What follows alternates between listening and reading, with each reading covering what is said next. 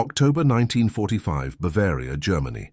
When the troops retreated, they left behind not just weapons and ruins, but also invisible people, prisoners, women, children. Among them was Kata Kovacs, who at 23 years old had learned that surviving meant obeying and staying silent. But when the American tanks appeared on the horizon, a new dilemma began. Would it be liberation or just another kind of captivity? Before we continue, subscribe and hit the bell. Here, we reopen forgotten stories. The morning mist clung to the Bavarian countryside, like smoke from extinguished fires. Kata pressed her face against the cracked window of the converted barn that had served as their makeshift prison for 8 months. Through the glass, she could see olive-green vehicles approaching, their engines rumbling like distant thunder. The Hungarian women around her stirred from their straw mattresses, whispers rippling through the dim space like water through reeds. "Americans," whispered Margit, the eldest among them at 42. Her voice carried both hope and wariness. They had learned not to trust uniforms, regardless of their color or flag. The German guards had fled 3 days earlier, leaving behind only echoes of boots on concrete and the metallic taste of fear that still lingered in the air. Kata's fingers traced the rough wooden frame of her bunk. 8 months ago, she had been a seamstress in Budapest. Her biggest worry whether she'd have enough thread to finish Mrs. Hernardi's wedding dress. Now she could identify the sound of different engines, knew which footsteps belonged to officers and which to enlisted men, and had memorized the exact number of steps between her bunk and the latrine. The barn door creaked open, sending a shaft of autumn sunlight across the hay-covered floor. A tall American soldier entered, removing his helmet to reveal sandy hair and kind eyes. Behind him stood a shorter, stockier man in civilian clothes, definitely American, but something about his posture suggested farmer rather than military. "Ladies," the soldier began in broken German, "you are safe now. The war is over." But Kata had heard those words before, in different languages, from different uniforms. Safety was a luxury she had learned not to believe in. Around her, the other women remained motionless. 23 Hungarian souls who had survived by becoming invisible. They watched the Americans with the careful attention of prey animals, ready to scatter at the first sign of danger. The farmer stepped forward, his weathered hands empty and open. When he spoke, his voice carried the cadence of someone accustomed to talking to frightened animals. "My name is John Patterson. I have a farm nearby. You must be hungry." Hungry. Such a simple word for such a complex reality. Yes, they were hungry for food, for safety, for home, for the lives they had lost when the world caught fire around them. But hunger had taught them caution. Nothing came without a price. As the morning progressed, more Americans arrived. They brought medical supplies, clean water, and something the women hadn't seen in months, genuine smiles. But Kata noticed how their eyes lingered on the women's thin frames, the makeshift clothing, the way they instinctively grouped together like a flock of birds, sensing danger. By afternoon, the Americans had set up a field kitchen outside the barn. The smell of real coffee, not the chicory substitute they'd grown accustomed to, drifted through the air like a half-remembered dream. Kata found herself standing at the window again, watching soldiers distribute food to a growing crowd of displaced persons who had emerged from hiding places throughout the countryside. "What do you think they want?" asked Ersi, the youngest among them at 19.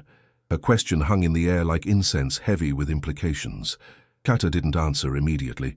She was thinking about her grandmother's stories of the previous war, about promises made and broken, about how liberation sometimes looked exactly like conquest until you were too close to escape.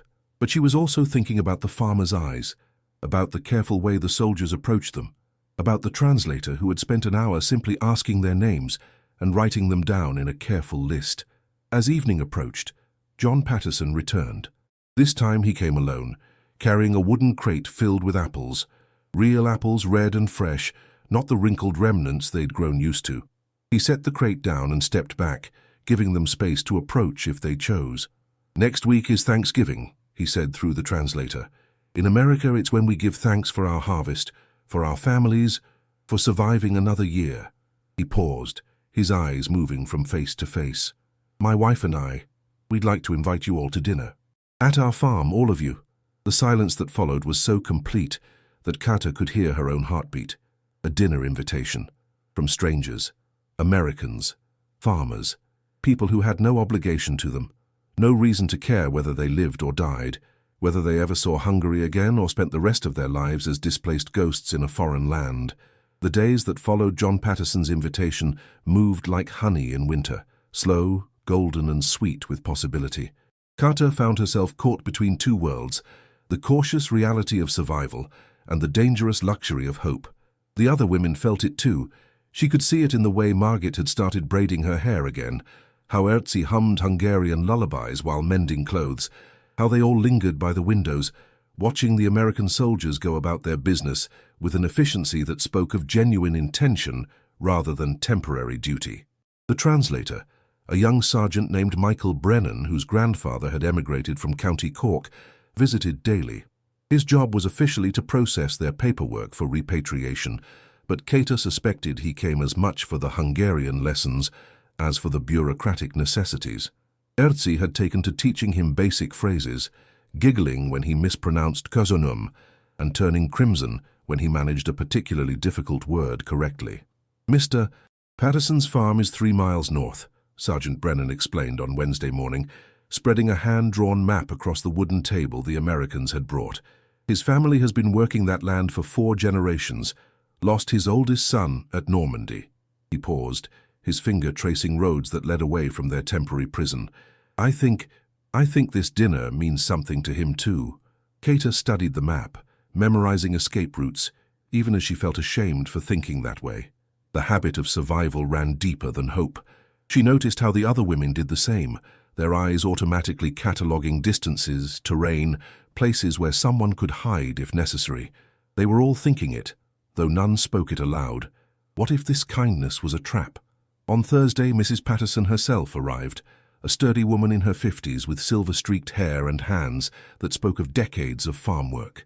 She brought fabric, actual cotton fabric in colors that weren't gray or brown or military green. Through Sergeant Brennan, she explained that she thought they might like to make themselves new dresses for Thanksgiving dinner. "She says," Brennan translated carefully, "that every woman deserves to feel beautiful, especially after what you've endured." The fabric was soft between Kata's fingers, softer than anything she'd touched since before the war. Deep blue like a summer sky, cream like fresh milk, green like the hills around Budapest in springtime. The other women gathered around, their seamstress instincts awakening after months of dormancy. Margit ran her weathered hands over a bolt of burgundy wool, her eyes distant with memory. "I had a dress this color once," she murmured, "for my wedding day." They spent the afternoon cutting and measuring, their voices growing stronger as they discussed hem lengths and necklines and the proper way to set a sleeve. For the first time in months, they were craftswomen again, rather than survivors, artists rather than refugees. The barn filled with the sound of scissors and laughter, the soft rustle of fabric taking shape under skilled hands. Mrs. Patterson returned Friday with a basket of eggs, fresh bread, and her teenage daughter Susan, who watched the Hungarian women with the frank curiosity of youth. Susan had brought her school atlas and pointed to Hungary, then to Iowa where she'd been born, her finger tracing the impossible distance between their worlds. "She wants to know what Budapest looks like," Brennan translated Susan's question. Carter found herself describing the Danube at sunset, the way the Parliament building reflected in the water, like a golden palace from a fairy tale. She spoke of coffee houses, filled with the sound of newspapers rustling and intellectuals arguing, of markets where vendors called out in 6 different languages, of her small apartment near the river where she could hear church bells every Sunday morning. As she talked, she realized the other women had gathered around to listen, their faces soft with homesickness.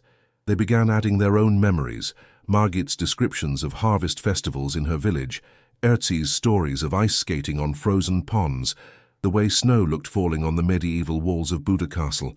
Susan listened with the intensity of someone hearing about another planet, and perhaps that's what Hungary was now. Another world, unreachable and possibly destroyed. When Carter finished describing the taste of chimney cake bought from street vendors, Susan reached into her school bag and pulled out a pencil and paper. "Could you teach me to write 'thank you' in Hungarian?" she asked through her mother. That evening, as Carter worked on her new dress by candlelight, she thought about the unexpected generosity of strangers. The Americans could have simply processed their papers and shipped them to the nearest refugee camp. Instead, they had chosen to see them as individuals, as women with stories and skills and dignity worth preserving. But questions remained, circling in her mind like crows around carrion. What would happen after Thanksgiving? Where would they go when the paperwork was complete? Would they return to a Hungary now occupied by the Soviets? Or would they join the growing diaspora of displaced Europeans scattered across the world like seeds on the wind? Saturday brought news that made those questions more urgent. Sergeant Brennan arrived with official documents, repatriation papers that would send them back to Budapest within the month. He also brought unofficial news whispered in American kitchens and around evening campfires, stories of what awaited returning refugees in Soviet-controlled territories, political screening, loyalty tests, people disappearing into administrative machinery that ground human lives into statistical dust. The women received this news in characteristic silence, but Kata could feel the tension radiating from their collective stillness. They had survived German occupation, Allied bombing, the chaos of collapse and liberation. Now they faced a choice that felt like choosing between types of imprisonment: return to a homeland that might no longer be home, or remain forever foreign, in a world that had no place for women like them. As Sunday's pale light filtered through the barn windows, Carter realized that the Thanksgiving invitation had become something more than dinner. It was a moment suspended between worlds, a chance to remember what it felt like to be welcomed rather than merely tolerated, to be guests rather than problems to be solved. Now, I invite you to leave in the comments where you are listening to us from and the exact time you're hearing this story. We're interested in knowing what places and what moments of day or night these documented accounts reach. Sunday morning arrived with the kind of clarity that makes distant mountains look close enough to touch. Kate awoke to find frost coating the barn windows in delicate patterns that reminded her of the lace her grandmother used to make. Around her, the other women moved with the quiet efficiency of people preparing for something significant, not just a meal, but a crossing from one version of themselves to another. The new dresses hung from makeshift lines strung between the rafters, each one a small declaration of survival and dignity. Carter's blue dress caught the morning light, transforming the practical cotton into something that shimmered like water. She had added small touches during the long evenings, covered buttons made from scraps, a subtle gather at the waist that reminded her of dresses from her previous life. Mrs. Patterson arrived at noon in a truck driven by her son-in-law, a quiet man named Robert, who had returned from the Pacific Theater with a slight limp and careful eyes. He helped the women climb into the truck bed, which had been lined with hay and horse blankets for their comfort. As they drove through the Bavarian countryside toward the Patterson farm, Kata found herself studying the landscape with new attention. The war had touched everything. She could see it in the empty spaces where villages used to stand, in the fields that grew wild because their farmers had never returned, in the way local Germans averted their eyes when the truck passed. But she could also see recovery beginning, new seedlings in cleared lots, smoke rising from chimneys, children playing in yards where life was slowly reassembling itself from scattered pieces. The Patterson farm emerged from behind a grove of oak trees, like something from a storybook. The farmhouse was white with green shutters, surrounded by gardens where late autumn vegetables still grew in neat rows. Outbuildings dotted the property, a red barn larger than their temporary prison, a chicken coop where fat hens pecked at the ground, a workshop where tools hung in orderly lines along wooden walls. But it was the smoke rising from the kitchen chimney that made Kata's throat tighten with unexpected emotion. Real cooking smoke, carrying the scent of roasting meat and baking bread. The kind of smoke that meant family gathered around a table, that meant someone had spent hours preparing food with care and attention, that meant they were expected and welcomed. John Patterson met them at the front gate, wearing his Sunday clothes and a smile that reached his eyes. Behind him stood his extended family, Mrs. Patterson, their daughter Susan, son-in-law Robert, and 3 small grandchildren who peeked out from behind adult legs with the shyness of the very young. It struck Kata that this family had chosen to share their most intimate tradition with strangers, to open their private celebration to women they had every reason to view with suspicion or pity. The farmhouse interior overwhelmed Kata, with its abundance of details that spoke of generations of careful living. Photographs lined the mantelpiece, wedding pictures, baby pictures, graduation portraits, and prominently displayed a formal military photograph of a young man who looked like John Patterson, but would never age beyond 22. Family quilts covered chairs and sofas, their patterns telling stories of winters survived and summers celebrated.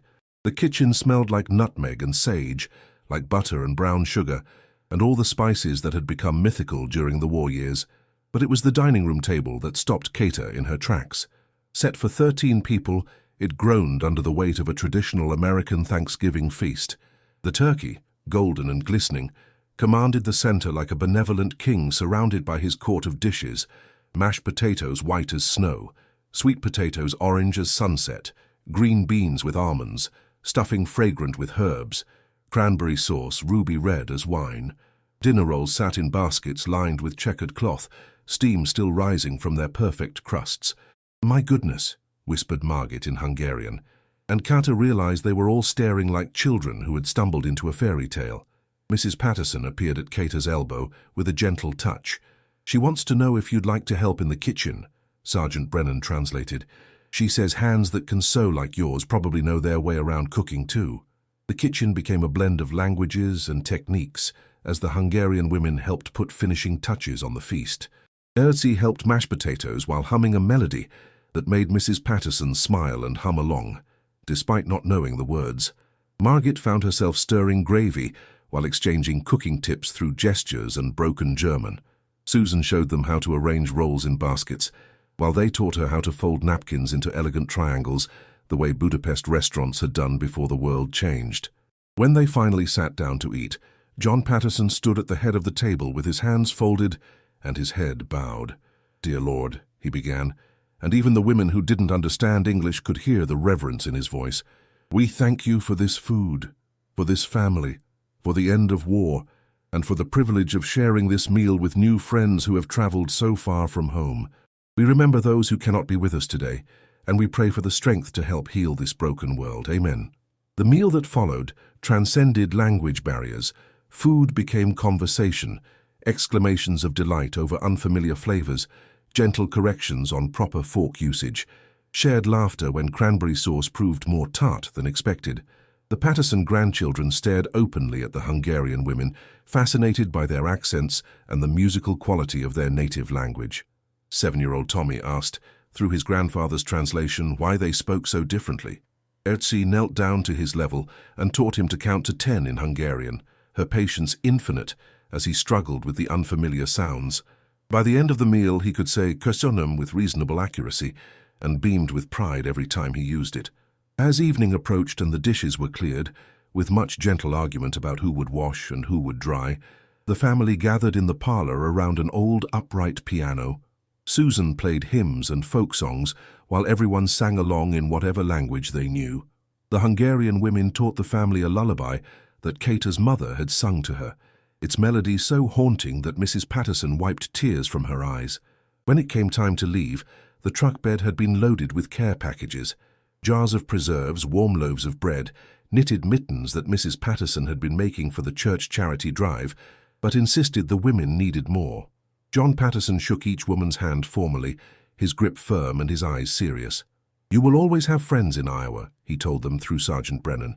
"Always. If you ever find yourselves in America, you will be welcome at this table."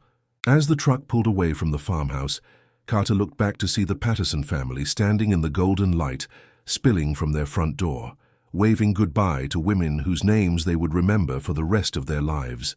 The weight of their kindness settled around her like a warm coat, protection against the uncertain future that waited beyond this moment of grace.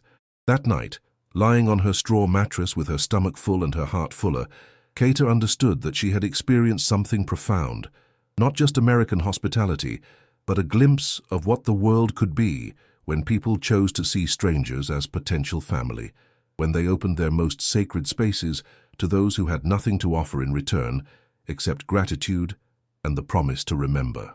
The week following Thanksgiving passed in a strange suspension of time, as if the dinner at the Patterson farm had created a bubble around their reality that held back the pressing urgency of decisions and paperwork. The Hungarian women found themselves changed by the experience in ways both subtle and profound. Kata noticed it in small things, how Erzi had started setting aside portions of her meals in case someone else was hungrier, how Margit hummed American folk songs while mending clothes, how they all instinctively arranged their few possessions with more care, as if someone worth impressing might visit. Sergeant Brennan continued his daily visits, but the nature of his work had shifted. The repatriation papers sat complete on his makeshift desk, but he seemed reluctant to move forward with the final processing. Instead, he brought news from the outside world that made their situation increasingly complex. Soviet forces had consolidated control across Eastern Europe, and returning refugees faced extensive interrogations about their time in the West. Some who had returned weeks earlier had simply disappeared into administrative black holes. There might be other options, he said carefully on Tuesday morning, his voice lowering as if the barn walls had ears. Some families in Iowa have inquired about sponsoring refugees, farm families who need help with seasonal work. It wouldn't be permanent, but it would give you time to figure out what comes next. The words hung in the air like smoke from an extinguished candle. America. Not just a visit to a farm for dinner, but actual emigration to a country that existed in their minds as equal parts promise and impossibility.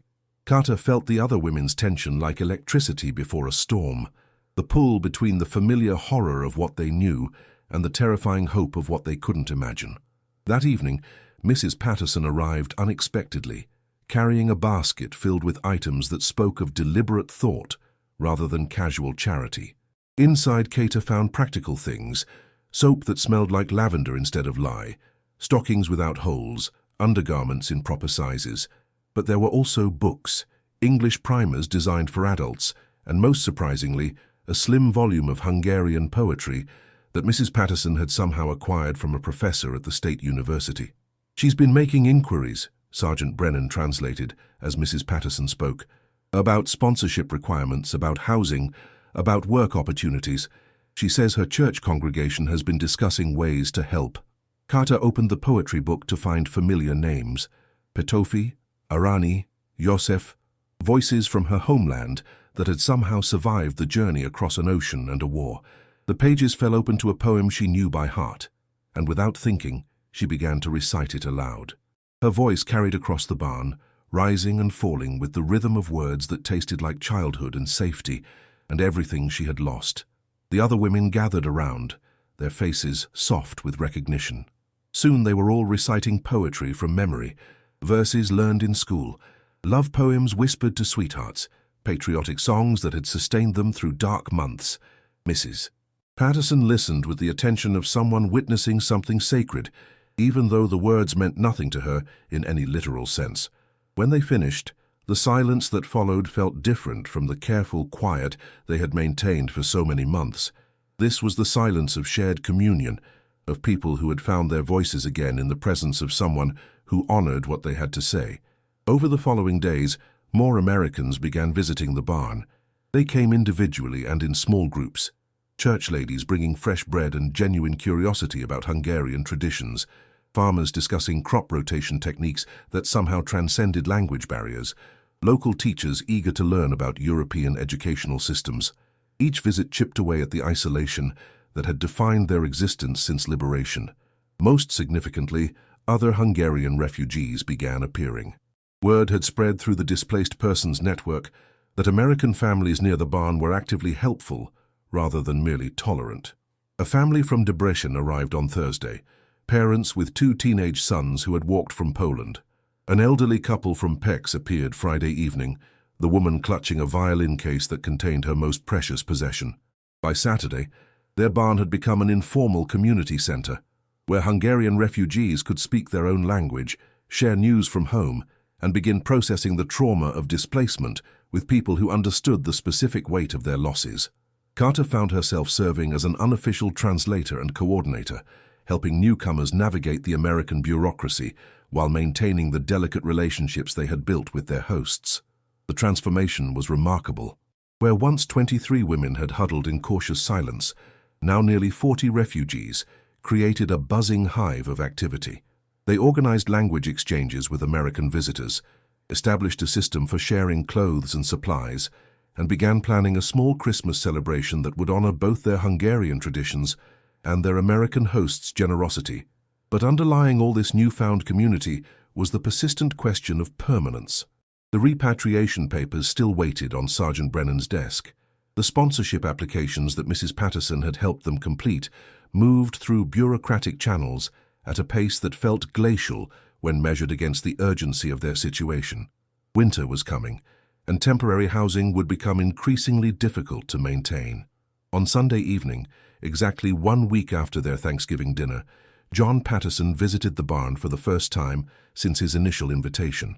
He came alone, carrying a thermos of coffee and wearing the serious expression of a man who had spent considerable time thinking about difficult problems.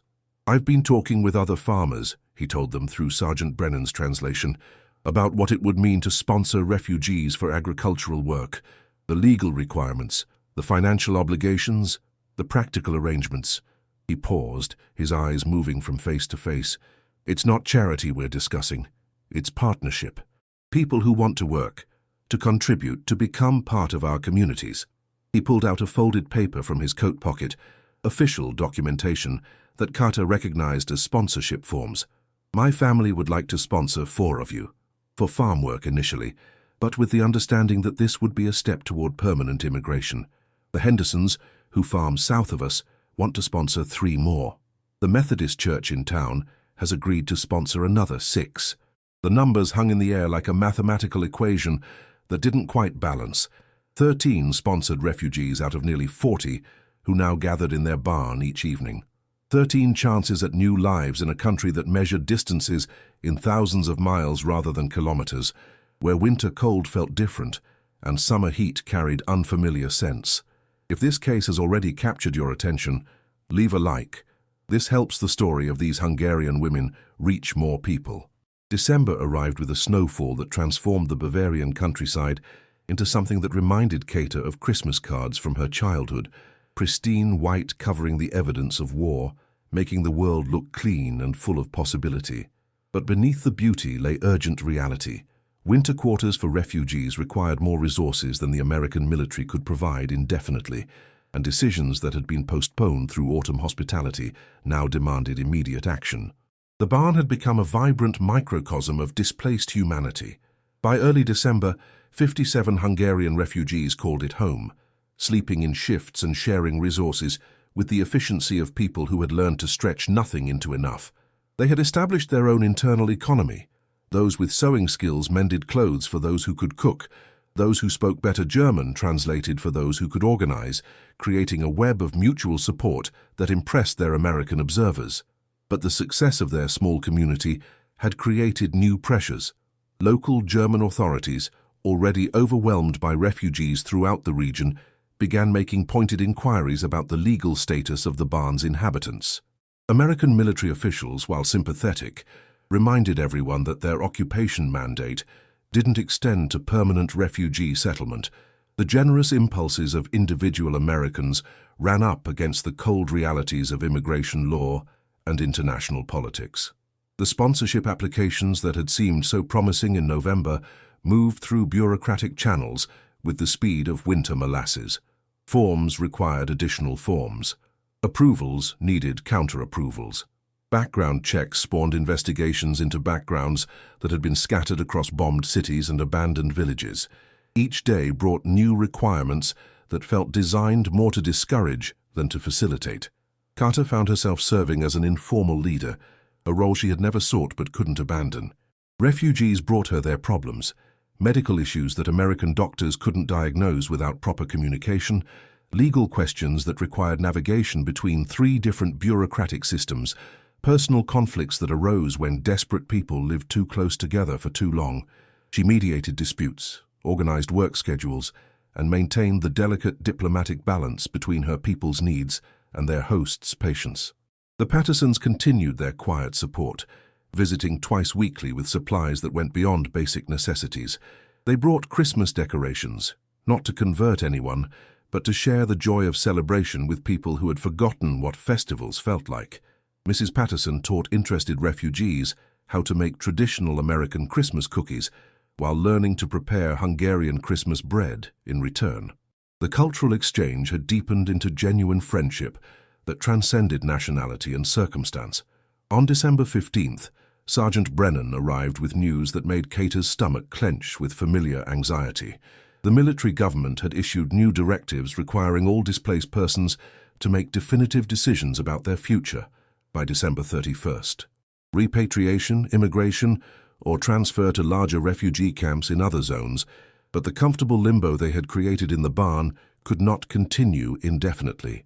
13 sponsorships have been approved, he announced to the assembled refugees. 13 people can emigrate to Iowa as agricultural workers, with a path toward permanent residency. He paused, his eyes acknowledging the mathematical cruelty of the situation.